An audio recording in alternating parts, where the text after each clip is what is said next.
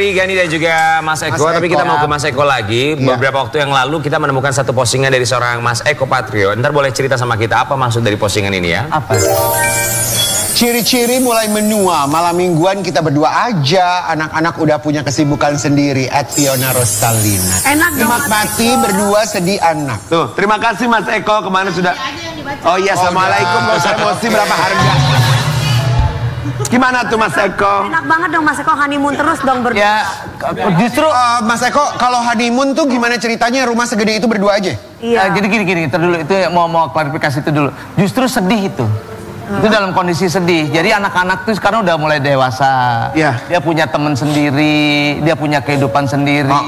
Padahal baru kemarin perasaan kita baru ya namanya nyebokin dia lah, gendong dia lah segala macam. Tiba-tiba kalau kita ajak malam mingguan, nggak bisa ya, aku jalan sama temenku, nggak bisa ya, aku ada urusan mobil, nggak bisa ya, aku mau main Mobile Legend apa gitu.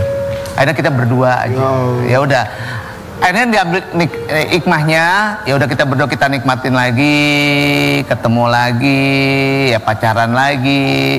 Jadi akhirnya setiap malam minggu atau malam Senin yang libur itu kita dedikasikan buat anak di malam minggu atau di malam Senin, buat istri di malam minggu atau di malam Senin. Jadi khusus buat keluarga ada, khusus buat anak ada, buat istri ada gitu. Jadi kayak gitu. Berarti sekalinya jalan tuh berempat tuh kalau berlima dong. Berlima itu liburan gitu. Ya. Akhir tahun gitu baru. Ya kalau itu baru ya. Misalnya bulan habis lebaran gitu ya.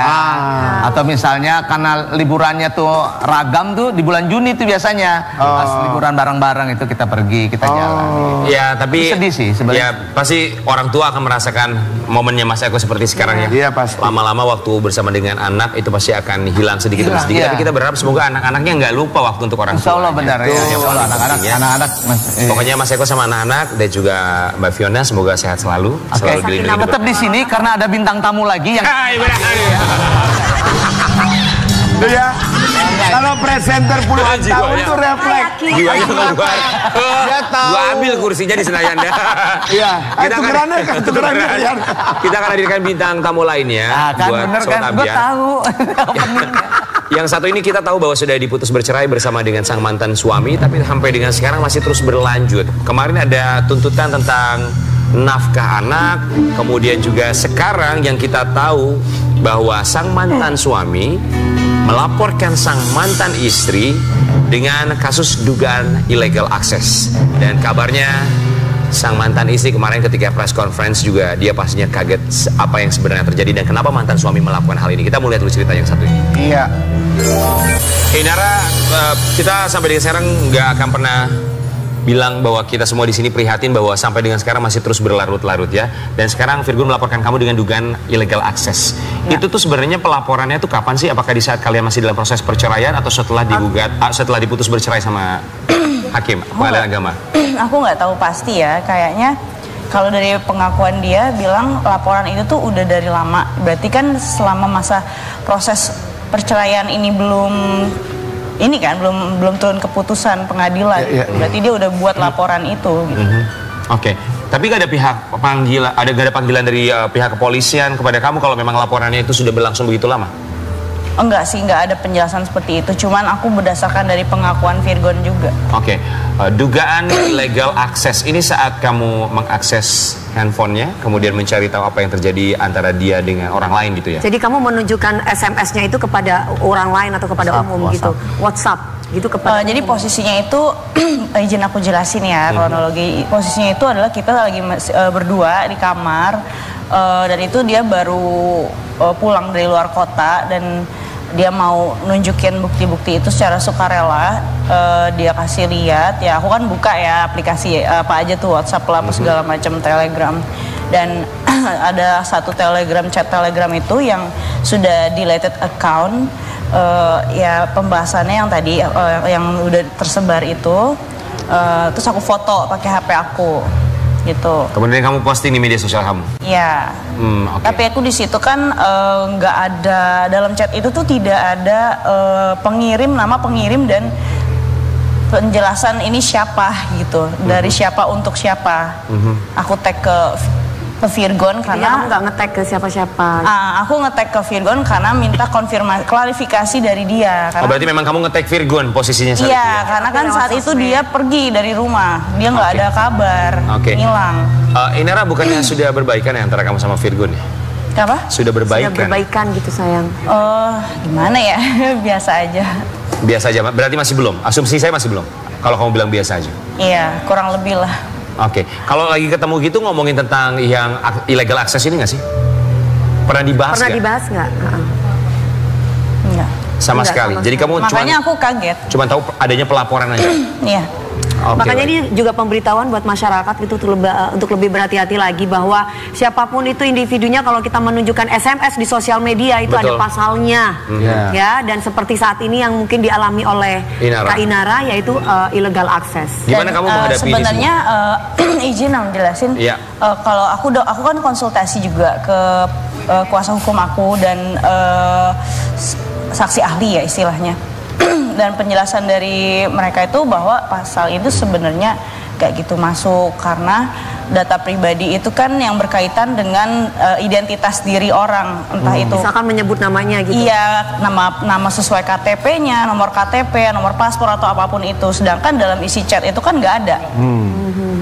Tapi kamu nge-tag Itu dia? kan unknown, nggak jelas itu siapa. Tapi kamu nge-tag Untuk dan mention siapa, dia ya? gitu ya? Iya, Oke. mention dia tujuannya nanya ini siapa, maksudnya untuk siapa Oke, gitu. baik.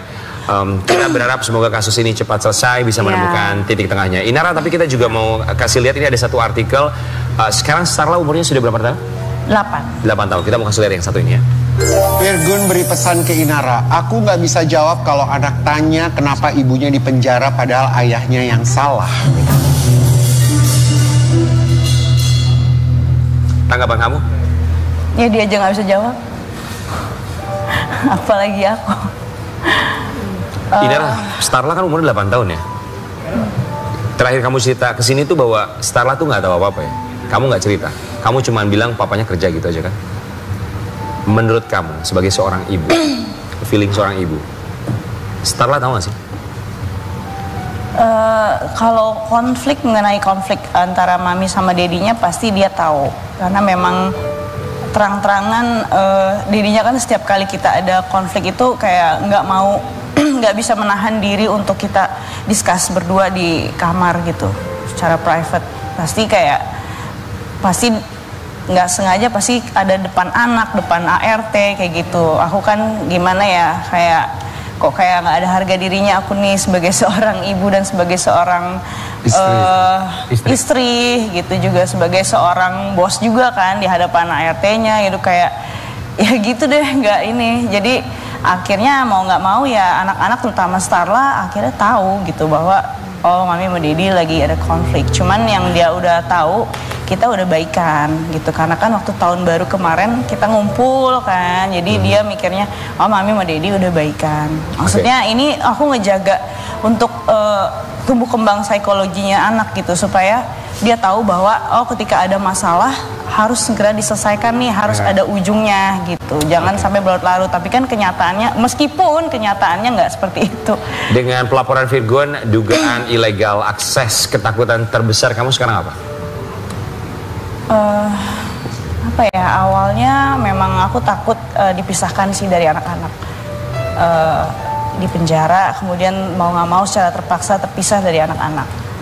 Tapi ya aku ingat pesan papi aku almarhum bilang mau kemanapun hadapi, yang penting jangan pernah lepas tali Allah. What if seandainya?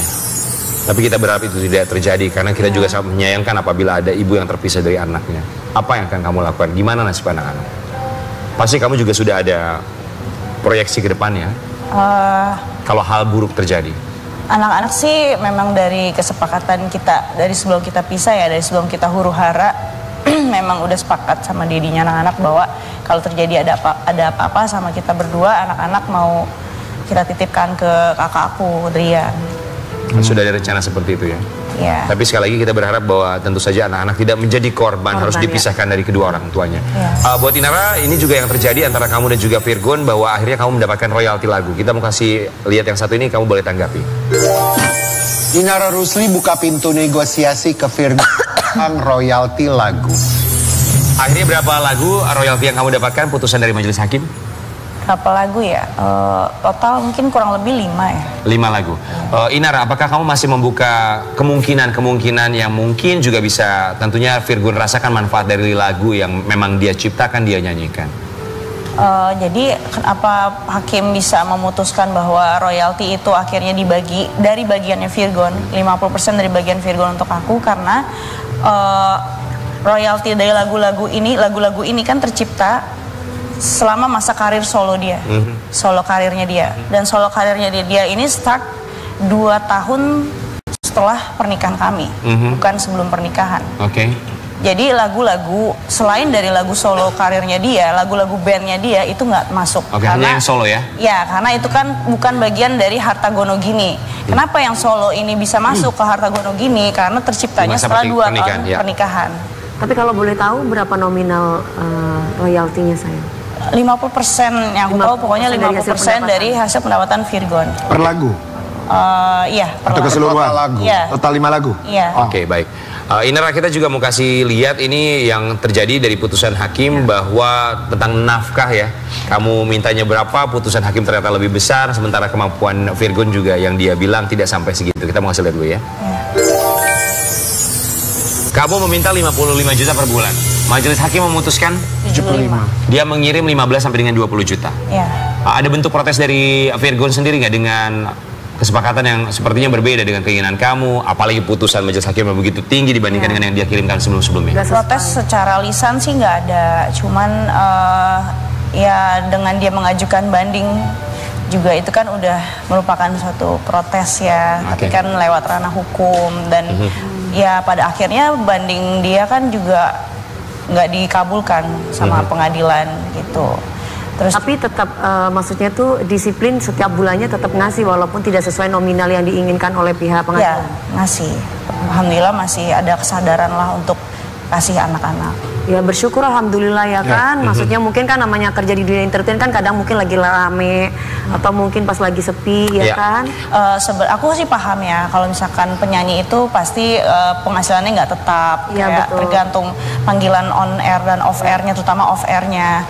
Cuman kenapa aku bisa menuntut sekian, karena kan aku tahu selama menjadi istri selama masa pernikahan hampir 9 tahun kan berapa ya, yang didapat dari hasil digital, penghasilan digital dia dari YouTube, dari Spotify dan lain-lain dan sebagainya. Itu kan merupakan suatu royalti yang dia terima secara rutin. Oke, kamu tahu ya detailnya. Inara, tapi saya mau nanya gini, bahwa akhirnya majelis hakim memutuskan 75 juta per bulan. Kemudian kemampuannya dia 15 sampai dengan 20 juta. Itulah yang terjadi selama ini, nafkah untuk anak-anak. Gimana kalau misalnya kita berandai-andai, misalnya dia mencabut laporan untuk dugaan illegal access, tapi kamu mengikuti dengan kemampuan dia 15 sampai dengan 20 juta untuk nafkah anak. Kamu mau tidak? Ya nggak masalah, nggak masalah. Maksudnya toh aku juga masih bisa nyari sendiri kok. Cuman kan dari sini kan orang bisa menilai seperti apa dia, seperti apa dia. Anak-anak juga nanti suatu hari juga bisa menilai seperti apa dedinya. Oke, artinya buat kamu masih membuka segala kemungkinan ya? Oke, apa yang kamu sampaikan untuk Virgon? Aku cuman pengen kita bisa sama-sama secara dewasa, kepala dingin, bisa sama-sama ngambil keputusan, mempertimbangkan keputusan yang bijak buat anak-anak, dan tanpa ada pengaruh dari orang-orang luar gitu. Karena ini menyangkut masa depan anak-anak. Karena orang-orang luar itu yang mereka pikirkan tuh cuman keuntungan dari pihak mereka aja, tanpa mereka pertimbangkan bagaimana masa depan ketiga anak ini gitu. Sedangkan di luar sana orang-orang bilang ikhlasin aja, tapi kan nggak semudah itu ya. Maksudnya kayak ini kan merupakan hasil konsekuensi dari perbuatan yang dia secara sadar lakukan.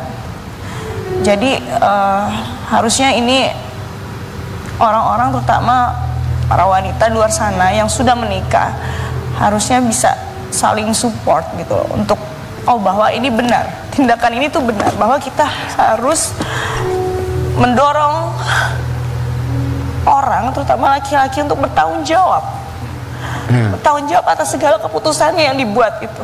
Aku sendiri sebagai seorang ibu mendidik anak-anak laki-laki aku semuanya untuk bertanggung jawab sekecil apapun kesalahan mereka.